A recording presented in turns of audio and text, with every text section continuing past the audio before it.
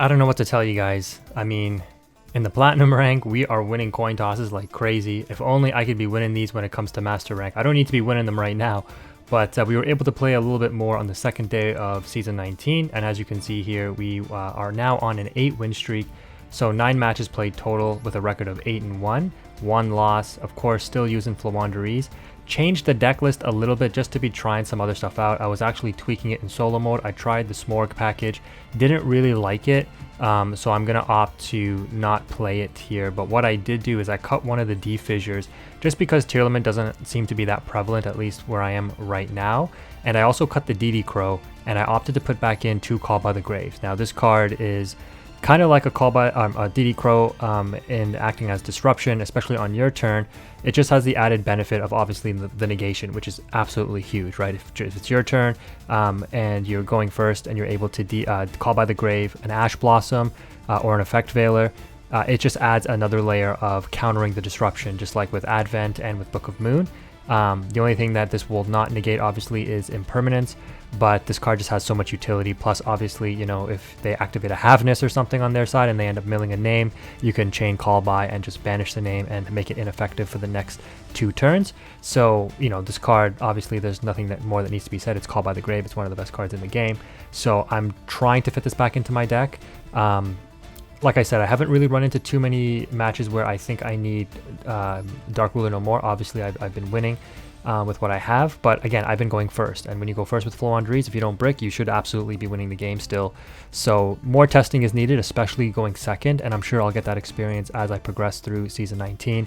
But yeah, let's go ahead and take a look at the matches that got us into rank or Platinum number 3.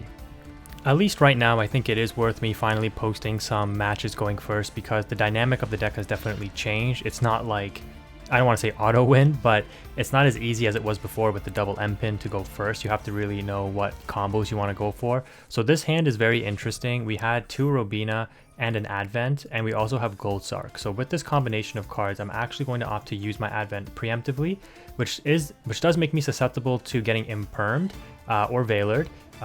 But doing this gets me the map, and you're going to see how I set this up. So Gold Sark is going to banish the Toucan here, and then I'm going to use map to actually banish the M-Pin.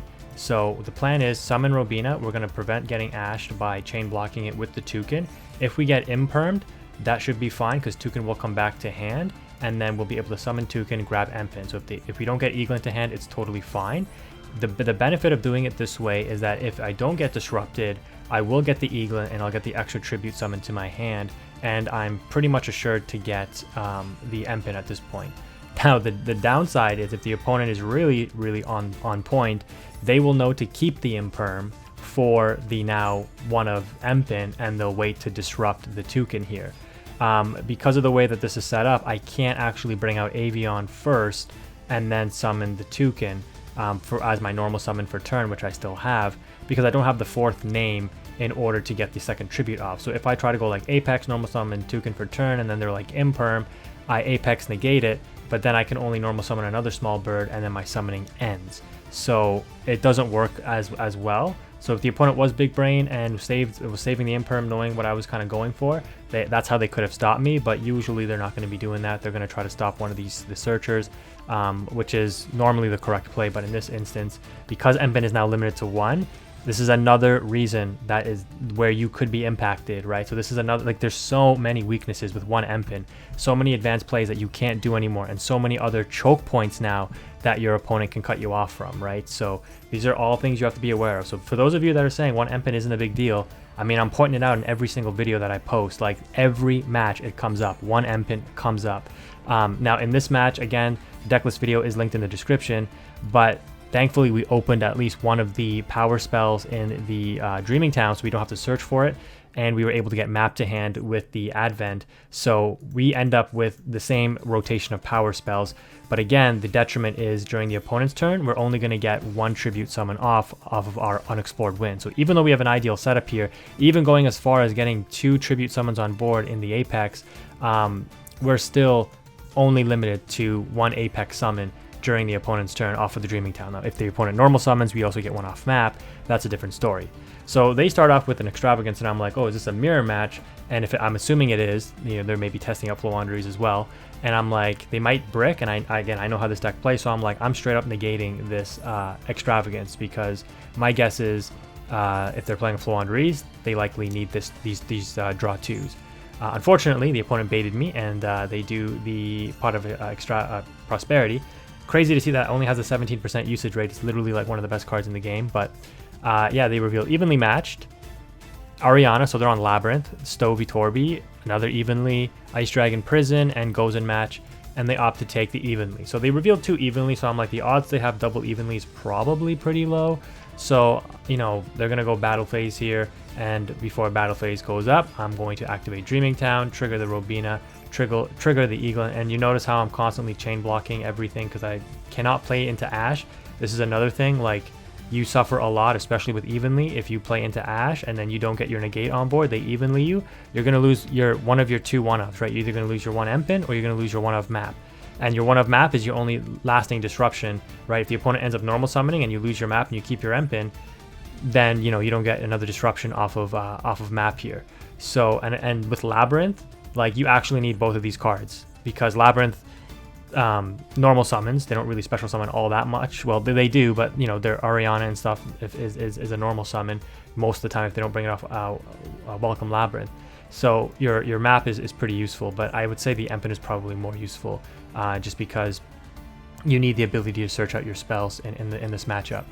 But the Unexplored Winds, like going first against Labrynth, this is the card that wins you the game against back row decks. Eldritch, Labrynth, etc. Being able to out back row with this, you know, if I've faced matches where the opponents flipped up like Skill Drain and stuff, and I've tributed over the Skill Drain and brought out Apex, right? Like, it comes up. So we double tribute. We used the Stree and the Robina here, and we're going to bring the Robina back to hand. And this is it, right? If the opponent normal summons, we've got the Eaglin and the Toucan to summon through, and the Eaglin will search for another tribute monster. So the opponent, as expected, goes evenly. We negate. They go main phase 2. Normal summon. This is the wrong one. I think they maybe put the wrong card in their deck here. But they bring out Ariane, not Ariana. And that triggers map. So as expected, we're going to Eaglin, chain block with Stree, grab the Ryza, normal summon Toucan, target the Dreaming Town that was banished, and the opponent kind of realizes they're going to stack my deck, and I'm going to stack the Extravagance, which is going to essentially act as a Upstart Goblin, because they only have 3 cards left in their extra deck, so they're going to banish all 3, draw 1, which means they draw what they would have normally drawn for turn, and what they're going to draw for turn is the Ariane, because we're going to stack that on top of the deck as well. And then next turn, we just out the opponent's back row with the Unexplored Winds and Apex for the negates. So the opponent kind of realized that that was a GG, and they end up surrendering. So in this matchup, I've got a real interesting set of plays to show you here as I've been learning the deck with the 1 Empin. So once again, going first, so amazing opening hand. Once again, opening the map with the Toucan. So we're going to start off with the Eaglin banishing Robina. No interruption on the opponent's side, so that's good. They do have something in the Contact C, but that's not going to do anything. In fact, that actually helps us because it's free tribute material. We don't use the extra deck, so I guess this opponent maybe never seen Flowandereeze before, which is fair. I mean, I've never seen Spiral, so I have no idea how that deck works really. Anyways, we're going to continue on summoning, and obviously opening map with 2 birds is basically all 4 birds in rotation, because you banish the bird that you're missing, and then Robina will search for the other one. So with this setup, the Empin is actually going to search Advent, and I thought this through. It took me about 60 seconds to kind of formulate it, and then I messed it up, so I'll point it out what happens. So unfortunately, I didn't have a card in the graveyard to target with Stree, otherwise I would continue summoning after searching the Advent of Adventure, and this would prolong the summoning off of the Empin, you know, preserving my normal summon for turn, which I still have. But because I don't have a card to target, the Stree's going to fizzle, so I'm going to have to use or end the summoning off of the Empin, and then use Advent of Adventure to banish Empin and grab Snowl. Now, the play here is to use normal summon for turn, summon Stree, target the Advent of Adventure, banish it, summon Toucan, grab back the Empin, and you know, I couldn't tribute over the opponent's Contact C because it would have been banished as well because of the fissure, so that like was not an option either. But bringing back, I guess, you know, if I would have normal summon Toucan only and then use Toucan and Toucan and Contact C for Empin, and then summon Stree, I would still end on the same stuff, so it wouldn't have mattered. So what I needed to do here is I needed to summon Snowl and then activate Snowl effect to normal summon twice. And then with that, I would bring back one of these birds, probably the Stree, and then normal summon the Stree again, no effect because I already used it this turn. And then tribute over Stree and Contact C for the Empin. And then that way I would end on Snowl and Empin. The Toucan and the Stree would stay banished, I think. Or I can bring Toucan back to hand actually. So I'd have Toucan and Eaglin in hand, Stree and Robina banished, because I banished Robina off map the first time. So this is a very unique situation where because the opponent gave me an extra resource, I'm actually able to potentially set up the extra Snowl here. But yeah, unfortunately we didn't do the correct play. Not that it really matters. You know, Snowl interruption, I guess could be good, but again, when you go first with FLOOWANDEREEZE and you set up, you likely are going to win anyways. It's very hard to break this board. So yeah, we're going to get back all our tribute materials. And so this was messed up because off of Empin, if I try to summon Stree, Toucan, or Eaglin now, the summoning ends because I've already used every effect. So I can't like summon this and then tribute over the cards for Snowl. I had to use Snowl first in order to use the effect to get the extra 2 normal summons. So still learning, but I messed that up. Anyways, the end board is still pretty strong, not too worried about it. The opponent attempts to go battle phase, so we're going to go Eaglin, Dreaming Town into Eaglin, and then chain block with the Robina, and then double tribute the Contact C and the Eaglin for the Apex Avian. The opponent evenly matched, and the Apex Avian will negate, so that takes care of one card. We have used the Dreaming Town though, so now our only interruption is Magnificent Map if the opponent normal summons, right? So again, this is one of the weaknesses of FLOOWANDEREEZE now, is that if they out your one Empin, they're going to be cooking. So the opponent actually activates Con here, and this is dangerous because this is a card that can definitely out the Apex if I put it back on board. Because if they activate Glamour tributes Avian for cost. I can't negate that because it's still paying the cost. I have to negate after the cost is paid. And you know, the effect of Con is applied to the Rikka Glamour to pay the cost, similar to like the Unexplored Winds effect is applied to the tribute summon. You can't negate the Con. So it's very, very risky to put the Apex on board here if the opponent has some kind of extension. But half of Rikka's extra deck is Link monsters, right? With the Sun Avalon cards, for example, and Empin will negate all of that. So they need to make a choice. If they do have a card that can tribute the Apex, what are they going to tribute here, and what are they going to suffer through? Are they going to suffer through another negate, or are they going to suffer through being unable to use their Link monsters? So on the summon of Avian, we're going to obviously banish the trap card as well, which will flip their Cactus Bouncer face down. Again, a card that's meaningless to us because we don't special summon. The opponent has 2 cards left in hand, and they've already used their normal summon, and I know how Rikka plays because I play it.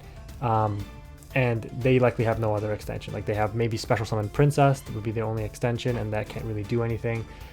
Even if they had a power spell like Rikka Glamour, it would only get them so far. They wouldn't be able to really extend it that far off of that either. So that's going to be a GG. Let's go ahead and wrap up this video. If you made it this far, thank you for watching, guys. Quantum is out.